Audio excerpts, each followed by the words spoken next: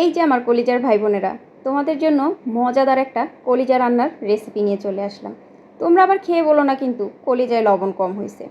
আসসালামু আলাইকুম, আমি সাদিয়া আবারও চলে আসলাম একটা নতুন রেসিপি নিয়ে। তো রান্না করব কলিজা, আর কলিজা রান্না করার জন্য কিন্তু প্রথমে তেল গরম বসিয়ে দিয়েছি। তেল ছাড়া এ দুনিয়ায় কিছুই চলে না। যাই হোক, তেল গরম হয়ে গেছে, পরে এক মুঠ পেঁয়াজ কুচি দিয়ে দিয়েছি। পেঁয়াজ কুচিটাকে একটু নাড়াচাড়া করে এখানে দিয়ে দিয়েছি গরম মশলা। এবার একটু ভালো করে ভাজাভুজি করে নিতে হবে।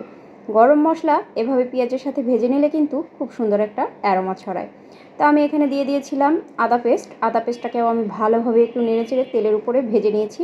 সেই সাথে দিয়ে দিলাম রসুন পেস্ট। কলিজায় কিন্তু আমি একটু রসুনের পরিমাণটা বেশি দিই। তো রসুনটাকেও আমি তেলের উপরে ভালোভাবে ভেজে এখানে দিয়ে দিয়েছি পানি, যাতে করে মশলাগুলো নিচ থেকে পুড়ে না ওঠে।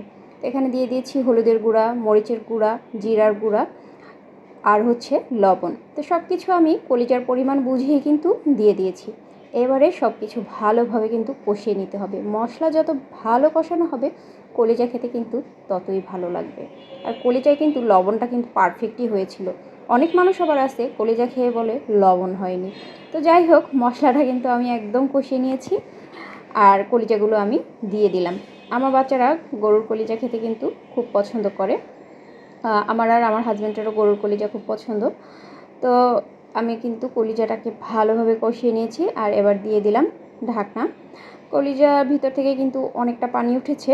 তো একটু পরপর কিন্তু নেড়ে চেড়ে ভালোভাবে কষিয়ে নিতে হবে। তো আজকে একটা গুরুত্বপূর্ণ পরামর্শ দিচ্ছি তোমাদেরকে। অনেকেই রান্নার রেসিপি দেখলে বলে যে মরিচের পরিমাণ কতটুকু ছিল, হলুদের পরিমাণ কতটুকু ছিল। আসল কথা কি, রান্নায় কোনো সঠিক পরিমাপ হয় না। সঠিক পরিমাপ করে যেটা হয় সেটা হচ্ছে বেকিংয়ে একদম সব কিছু পারফেক্ট হতে হয়। আর রান্নায় যেটা হচ্ছে, এটা হচ্ছে কতটুকু পরিমাণে রান্না হবে, কি রান্না হবে তার উপরে নির্ভর করে। আচ্ছা, আমি কথা বলতে বলতে কিন্তু এখানে আলু আর একটু মোটা মোটা করে কাটা পেঁয়াজ দিয়ে দিয়েছি। বাচ্চাদের আবার আলু না হলে হয় না। আর একটু গরম মশলার গুঁড়ো দিয়ে দিয়েছি।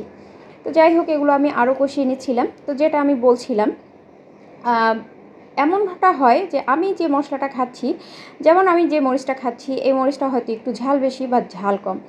অন্যদিকে দেখা যাবে আমার রেসিপিটা দিয়ে দেখে একজন রান্না করলো, সে যে মরিচটা খাচ্ছে সেই মরিচটা ঝালের পরিমাণটা অনেক বেশি। তো আমি বললাম হাফ চামচ মরিচ দিতে, তো উনি হাফ চামচ মরিচ দিল, কিন্তু দেখা গেল যে ওনার তরকারিটা অনেক বেশি পরিমাণে ঝাল হয়ে গিয়েছে। তা আমার মরিচের পরিমাণ, ঝালের পরিমাণটা কম ছিল বিদায় কিন্তু আমি আমার আন্দাজে দিয়েছি। তো রান্নাটা হচ্ছে আপনার চোখের আন্দাজ আর হচ্ছে আপনার আইডিয়া, তার উপরেই রান্নাটা নির্ভর করে। তো আমার কথা বলতে বলতে কিন্তু রান্না হয়ে গিয়েছে। আর কলিজা রান্নাটা কেমন হয়েছিল অবশ্যই সবাই জানাবেন। ভালো থাকবেন সবাই, আল্লাহ হাফেজ।